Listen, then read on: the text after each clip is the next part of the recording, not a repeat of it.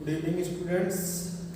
आज हम एक नया टॉपिक स्टार्ट करने जा रहे हैं जिसका नाम है भूकंप, अर्थक्वेक। अर्थक्वेक क्या होता है?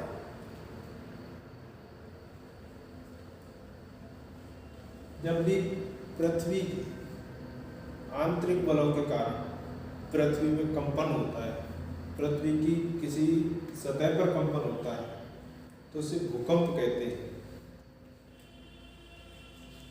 ये भूकंप अंतर्जात बलों के कारण आते हैं। इसमें मानव निर्मित क्रियाएं, प्राकृतिक क्रियाएं शामिल होती हैं। भूकंप आने का मुख्य कारण है प्लेटों का खिसकना। जब प्लेटें खिसकती हैं, या तो प्लेटें एक दूसरे के नजदीक आती हैं या एक दूसरे से दूर जाती हैं, तो पृथ्वी की सतह पर हलचलें होती हैं, जिससे कंपन उत्पन्न होता है और किसी भूभाग पर भूकंप का जन्म होता है। भूकंप के कारणों में हम देखें तो ज्वालामुखी क्रिया, जिन जगहों पर ज्वालामुखी फटते उन जगहों पर भूकंप आ जाते हैं, अक्सर भूकंप आते हैं। जैसे जापान में फुजियामा एक ज्वालामुखी पर्वत है, वहाँ सबसे ज़्यादा भूकंप आते हैं। जापान को भूकंपों का देश कहा जाता है। जिन जगहों पर प्लेटें आपस में मिलती हैं उन जगहों पर भी भूकंप आते हैं। कल हमने आपको बलन पढ़ाया, भ्रंश पढ़ाया। जब बलन और भ्रंश की क्रिया होती है तो उससे भी भूकंप आते हैं। जलीय भार, जब जल और थल के भार में असमानताएं बढ़ जाती हैं तो भूकंप आते हैं। जैसे हम कोई भी डैम बनाते हैं, डैम बांध बनाते हैं, तो जब जलीय जल अधिक मात्रा में हो जाता है और इस जगह पर बांध की तली में अवसादों का अधिक जमाव हो जाता है, तो जल धरातल पर, सतह पर दबाव डालने लगता है, जिससे बांध के पास वाला जो पर्वतीय क्षेत्र होता है उसमें कंपन होता है और एक भूस्खलन हो जाता है। भूस्खलन होने से समीपवर्ती क्षेत्रों में भूकंप की क्रियाएं देखी जाती हैं। भूसंतुलन, जब हम भूसंतुलन को देखते हैं, पृथ्वी पर क्रियाएं प्रतिक्रिया होती रहती है। पृथ्वी कहीं ऊपर उठ जाती है तो कहीं नीचे धंस जाती है। इस संतुलन को बनाने के लिए पृथ्वी के विभिन्न क्षेत्रों में भूकंप देखने को मिलते हैं। अब मूल बात यह है कि भूकंप की उत्पत्ति क्यों होती है, इसके कारण तो हमें पढ़नी है। अब देखेंगे कि यहाँ से भूकंप स्टार्ट होता है, यानी भूकंप जिस जगह, जिन क्षेत्रों में होता है, भूकंप उत्पत्ति का जो स्थान होता है पृथ्वी की आंतरिक परतों में, भूकंप जिस जगह से स्टार्ट होता है उसे हम फोकस कहते हैं। भूकंप हिंदी में भूकंप मूल कहते हैं, यानी जिस जगह से भूकंप की शुरुआत होती है उस जगह को भूकंप मूल कहते हैं। यही जो भूकंप मूल से जो तरंगें निकलती हैं, जब वो ऊपर जाकर पृथ्वी भूपर्वती के किसी क्षेत्र से टकराती है जिस क्षेत्र पर सबसे पहले पहुंचती है उसे अधिकेंद्र कहते हैं। क्या कहते हैं? अधिकेंद्र, एपी सेंटर। और जिस जगह से भूकंप की उत्पत्ति होती है, यहाँ से स्टार्ट होता है, उसे फोकस कहते हैं, भूकंप मूल। भूकंप जब भी आती है तो इसमें 3 प्रकार की तरंगें चलती हैं। कितने प्रकार की तरंगें? इसको पी तरंगें, P wave, S wave, L wave, यानी पी एस एल वेव्स। जो पी वेव्स होती है इन्हें प्राइमरी वेव्स कहते हैं। Primary waves.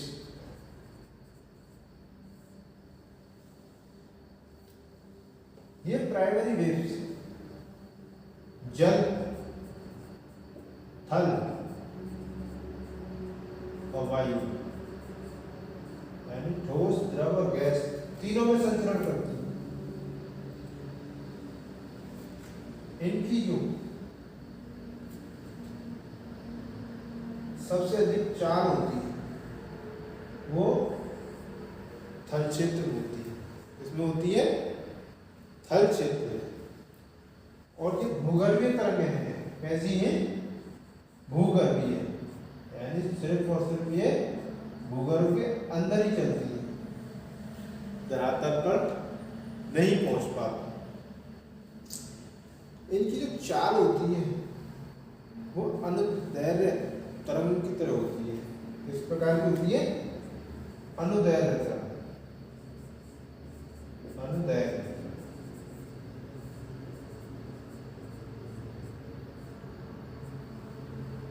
ये साउंड वेव की तरह चलती है। साउंड वेव यानी ध्वनि जिस प्रक्रिया के दौरान चलती है उसी के हिसाब से ये पी वेव्स चलती है। पी वेव्स किस हिसाब चलती है? साउंड वेव की तरह। साउंड वेव्स साउंड वेव की तरह गमन करती है।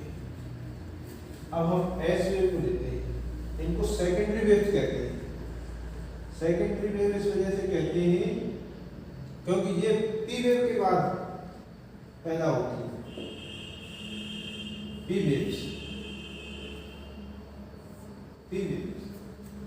के बाद एस तरंगों की उत्पत्ति होती है। ये केवल सॉलिड क्षेत्र में ही गमन करती है, यानी ठोस क्षेत्र में ही इनका संचलन हो पाता है। और ये अनुप्रस्थ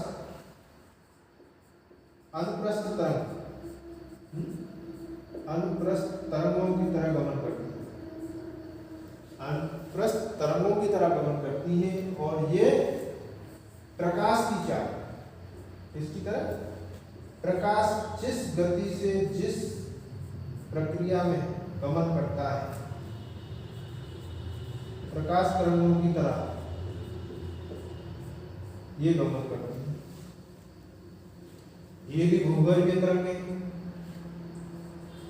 यानी कि ये जो तरंगें हैं स्थल तक नहीं पहुंच पाती, पृथ्वी के आंतरिक भागों में ही गमन करती है। ये केवल ठोस माध्यम में गमन करती है, अनुप्रस्थ तरंगों की तरह चलती है। इनकी जो चाल होती है पी वेव से कम होती है, यानी इनकी जो चाल होती है पी वेव से कम होती है, लेकिन एल तरंगों से तीव्र गति से चलती है। एल तरंगों की अपेक्षा तीव्र गति से गमन करती है। वही जो एल वेव्स हैं इनको लॉन्गिट्यूडिनल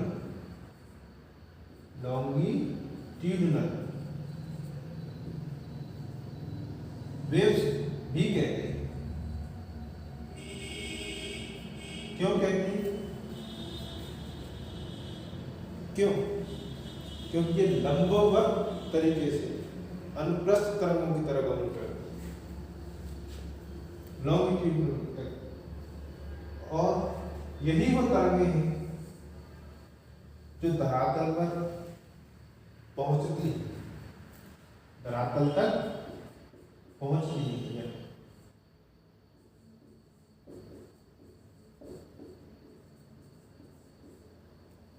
धरातल तक पहुंचती है ये तरंगे सर्वाधिक विनाशकारी तरंगे होती है। कैसी होती है? सर्वाधिक विनाशकारी, आड़े तिरछे धक्के लगाती है और अपार जनधन की हानि करती है। जो तरंगे बताई PSL वेव, पी वेव के बारे में बताया, प्राइमरी वेव है, जल थल और वायु तीनों में गमन करती है। ये भूगर्भीय तरंगे हैं, अनुदैर्घ्य तरंग के हिसाब से चलती हैं और इनकी जो चाल होती है वो ध्वनि तरंगों की तरह गमन करती है। S wave, secondary waves, solid, ठोस, केवल ठोस में ही गमन करती है। अनुप्रस्थ तरंगे प्रकाश तरंगों की तरह गमन करती है, ये भी भूगर्भीय तरंगे। एल वेव्स, लॉन्गिट्यूडिनल वेव्स या कहें तो धरातलीय तरंगे धरातल पर पहुंचती हैं और सर्वाधिक विनाशकारी होती हैं और इनसे अपार जनधन की हानि होती है। अब हम इसमें देखेंगे कुछ फैक्ट जो एग्जाम के पॉइंट ऑफ व्यू से बहुत इंपॉर्टेंट है। जैसे भूकंप के विज्ञान को क्या कहते हैं? भूकंप के विज्ञान को क्या कहते हैं? तो भूकंप के विज्ञान को हम कहते हैं सीस्मोलॉजी। क्या कहते हैं? सीस्मोलॉजी।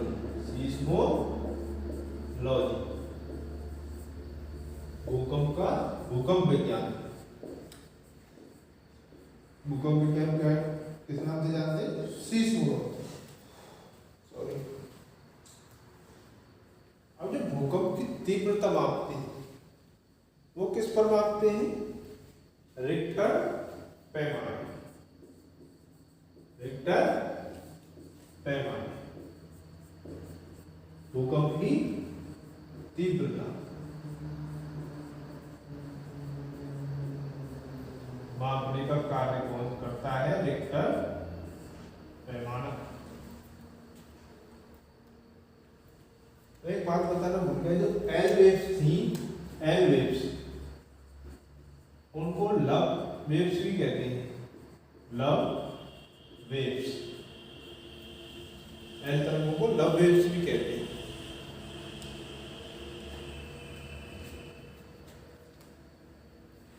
भूकंप के विज्ञान को सीस्मोलॉजी, भूकंप की तीव्रता मापने वाले पैमाने को रिक्टर पैमाना कहते हैं। मोस्ट इंपॉर्टेंट फैक्ट्स, सबसे ज्यादा भूकंप किस देश में आते हैं? जापान। आते जापान। जो भूकंप जापान में आते हैं और ऐसा नहीं है कि भारत में नहीं आते। भारत के हिमालयी क्षेत्र में जहाँ प्लेटें आपस में टकरा रही हैं और हिमालय जैसे बड़े पर्वत, नवबंधित पर्वत में उत्थान अभी जारी है। इससे क्या है, जो प्लेटें हैं वो ढीली रहती है। जैसे कोई भी नई चीज फॉर्मेशन होती है और इसमें जब लगातार वृद्धि होती है तो कुछ ना कुछ पार्ट है वो नीचे खिसक जाता है, भूस्खलन हो जाता है। अभी चमोली में बांध टूट गया, उसके पीछे किसी ने हल्के भूकंप की आशंका हो सकती है, क्योंकि कहीं ना कहीं प्लेटें खिसकी होंगी या कोई ना कोई भूभाग धसा होगा, क्योंकि जिस जगह पर वो बांध था उस जगह पर डैम बना हुआ था। डैम था वो, उसकी वजह से जो पानी था उसने तलीय क्षेत्र पर दबाव डाला होगा, जिससे कहीं ना कहीं उसमें फॉल्ट आया होगा, जिससे बांध टूट गया और एक बड़ी आपदा देखने को मिली। तो भूकंप और भूकंप के बारे में जाने हम, जब भूकंप आते हैं वायुमंडल में गैस की मात्रा बढ़ जाती है, जैसे ग्रीनहाउस गैस की मात्रा बढ़ जाती है। जब भी भूकंप आता है तो रेडॉन गैस की मात्रा बढ़ जाती है। ये रेडॉन गैस वायुमंडल में मुक्त रूप में नहीं पाई जाती। आज हमने भूकंप के बारे में पढ़ा, तो मोटी मोटी जो जानकारी थी हमने बताया PSL वेव्स, PSL वेव्स इनके बारे में आपको बताया। भूकंप की उत्पत्ति कहाँ से होती है, क्यों होती है, इसके पीछे कारण क्या है, कारणों के बारे में एक बार और चर्चा करते हैं।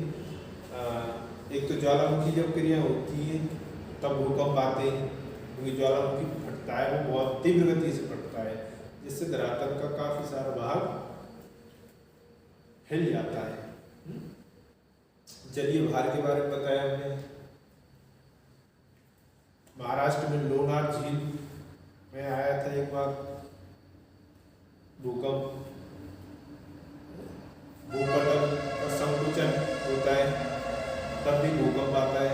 जब पृथ्वी संतुलन की स्थिति बनाती है तब भी भूकंप आते हैं। प्लेटें एक दूसरे के पास आती हैं, एक दूसरे से दूर जाती हैं, तब भी भूकंप आते हैं। बलन भ्रंशन की क्रिया होने पर भी भूकंप आते हैं। तो भूकंप आने के काफी सारे कारण हैं। भूकंप कहाँ आते हैं इनके बारे में विस्तार से किसी दिन पढ़ेंगे, जब हम प्लेट चैप्टर पढ़ेंगे। क्या पढ़ेंगे? प्लेट विवर्तनिकी सिद्धांत। तो प्लेट विवर्तनिकी सिद्धांत में जब हम बताएंगे आपको कि भूकंप क्यों आते हैं, कैसे आते हैं, इसके बारे में हम आपको बताएंगे और आपसे चर्चा करेंगे। इसका ढंग से समझ तभी आएगा जब हम प्लेट विवर्तनिकी सिद्धांत पढ़ेंगे। Good night all of you.